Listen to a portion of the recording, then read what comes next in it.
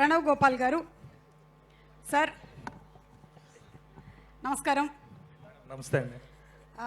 So సముద్ర తీరం, అలాగే సముద్ర తీరంలో పెళ్ళి అవ్వబోతుంది మీకు అని విన్నాను.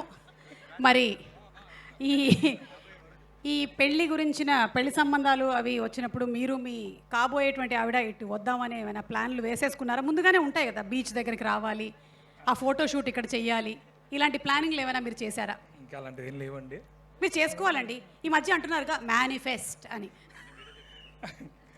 అంటే మనకి గవర్నమెంట్లో ఉండేది మేనిఫెస్టో, ఇది మేనిఫెస్ట్. బేసిక్గా పార్కులన్నీ మా పరిధిలో ఉంటాయి కాబట్టి, వేయమాడే పరిధిలో ఉంటాయి కాబట్టి తప్పనిసరిగా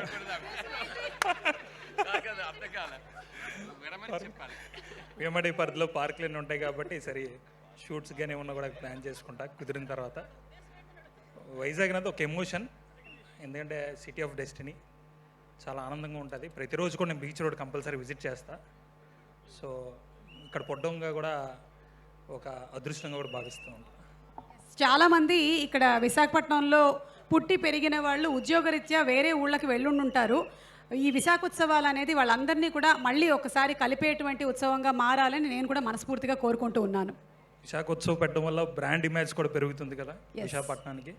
నేను కూడా మీ ఫ్యాన్ని ఫస్ట్ టైం ఎదురుగా చూస్తున్నాను. భయపడలేదు కదా మీరు? ఏం భయపడలేదు. థ్యాంక్ యూ అండి, థ్యాంక్ యూ.